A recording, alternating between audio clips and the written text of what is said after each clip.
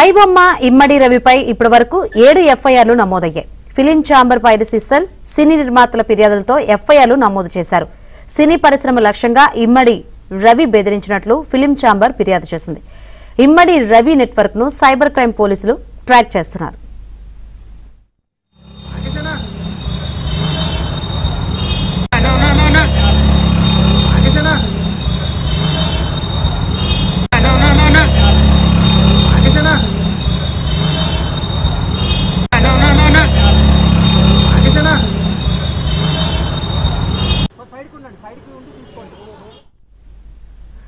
ఐబొమ్మ ఇమ్మడి రవిపై ఇప్పటివరకు 7 ఎఫ్ఐఆర్లు నమోదయ్యాయి. ఫిలిం ఛాంబర్ పైరసీ సెల్ సినీ నిర్మాతల ఫిర్యాదులతో ఎఫ్ఐఆర్లు నమోదు చేశారు.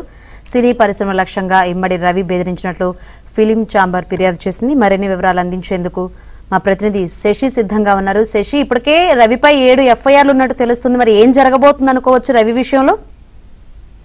పైరసీ వెబ్సైట్ ఐబొమ్మ ఆట కట్టించారు హైదరాబాద్ సిసిఎస్ పోలీసులు. మరోవైపు అతన్ని అరెస్ట్ చేసి ప్రస్తుతం ఇప్పుడు రిమాండ్ తరలించారు. అలాగే 14 రోజులు రిమాండ్ విధించడంతో అతన్ని చంద్రగూడ జైలుకి తరలించారు. ఇప్పటి వరకు అతని మీద సుమారుగా 7 ఎఫ్ఐఆర్లు నమోదైనట్టుగా తెలుస్తోంది. ఇమ్మడి రవి మీద ఇటు సైబర్ క్రైమ్ పోలీసులు సుమారుగా 7 ఎఫ్ఐఆర్లు నమోదు చేసినట్టు ప్రస్తుతం అందించినటువంటి సమాచారం. ఫిలిం ఛాంబర్ కు సంబంధించినటువంటి పైరసీ సెల్ తో పాటు ఇంకా నిర్మాతలు కూడా ప్రజెంట్ ఈ కేసులు పెట్టడంతో అతని మీద 7 ఎఫ్ఐఆర్లు నమోదయ్యాయి. ప్రధానంగా సినిమా థియేటర్ లో రిలీజ్ అయినటువంటి సినిమాలను గంటల వ్యవధిలోనే వాటిని పైరసీ చేసి అనంతరం ఐబొమ్మ వెబ్సైట్ లో అప్లోడ్ చేయడం వల్ల సినీ నిర్మాతలు భారీగా నష్టపోయారు. ప్రతి సినిమాకు కూడా కోట్లాది రూపాయల నష్టం వాటిల్లడంతో ఈ పైరసీ బారిన పడినటువంటి నిర్మాతలందరూ కూడా ముక్కుమడిగా ఇటు సైబర్ క్రైమ్ పోలీసులను ఆశ్రయించడంతో సుమారుగా వివిధ సందర్భాల్లో 7 ఎఫ్ఐఆర్లు నమోదయ్యాయి. సో ఈ ఎఫ్ఐఆర్ల మీద సీరియస్ గా వర్కౌట్ చేశారు హైదరాబాద్ సైబర్ క్రైమ్ పోలీసులు. ఇదే నేపథ్యంలో దర్యాప్తు చేస్తున్నటువంటి సమయంలోనే బెట్టింగ్ యాప్ కు సంబంధించినటువంటి ఒక లింక్ దొరకడంతో ఆ లింక్ ఆధారంగా దర్యాప్తు చేసినప్పుడు ఐబొమ్మకు సంబంధించినటువంటి నిర్వాహకుడు ఇమ్మడి రవికి సంబంధించినటువంటి భాగవతం కూడా బయటపడినటువంటి నేపథ్యంలో అతని మీద పూర్తి స్థాయిలో నిఘా ఉంచారు.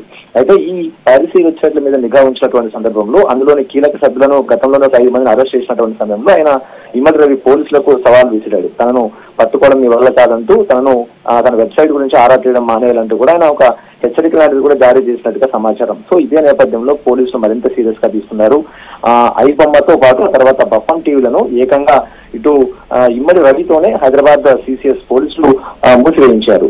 వెబ్ లాగిన్స్ తర్వాత సర్వర్ వివరాలతో ఐబొమ్మతో పాటు బప్పం టీవీలను స్వయంగా ఇమ్మడి రవితోనే పోలీసులు వాటిని క్లోజ్ చేయించారు. ప్రజెంట్ ఇమ్మడి రవికి సంబంధించినటువంటి సవాలు స్వీకరించినటువంటి హైదరాబాద్ సైబర్ క్రైమ్ పోలీసులు ఈ మొత్తం వెబ్సైట్లన్నింటినీ కూడా అతనితోనే క్లోజ్ చేయించారు. ఇక ప్రస్తుతం ఐబొమ్మకు సంబంధించినటువంటి వెబ్సైట్ తో పాటు బప్పం టీవీకి సంబంధించిన వెబ్సైట్ కూడా ప్రజెంట్ పనిచేయడం లేదు. ఇక రవి వద్ద కొన్ని హార్డ్ డిస్క్లను కూడా పోలీసులు ఇప్పటికే సీజ్ చేశారు. అందులో వందలాది సినిమాలు ఉన్నట్టుగా ఇప్పటికే పోలీసులు గుర్తించారు. సో వాటిని కూడా విశ్లేషిస్తూ ఉన్నారు. ఇప్పటికే ప్రస్తుతం చంద్రగూడ జైల్లో అతను రిమాండ్ లో ఉన్నారు. అయితే అతన్ని 7 రోజుల పాటు కూడా కస్టడీకి ఇవ్వాలంటూ కూడా పోలీసులు కోరేటటువంటి అవకాశం ఉంది. ఈ కస్టడీకు కోర్టు అనుమతిస్తే ఈ మొత్తం వ్యవహారానికి సంబంధించినటువంటి అంశంలో ఇమ్మడి రవి ఇప్పటి వరకు కొల్లగొట్టిందంట.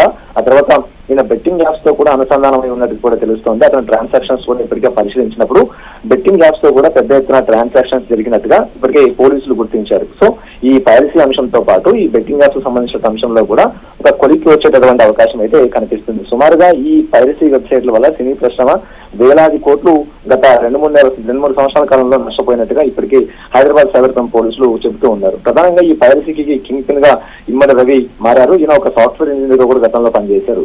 ముంబై యూనివర్సిటీలో MBA చదివినటువంటి ఇమ్మడి రవి సాంకేతికత అంశాల మీద మంచి పట్టు ఉంది. అదే కాకుండా అతను ఈ వెబ్సైట్ రూపొందించడానికన్నా ముందు కొన్ని సాఫ్ట్వేర్ కంపెనీలు కూడా నెలకొల్పినట్టుగా తెలుస్తోంది.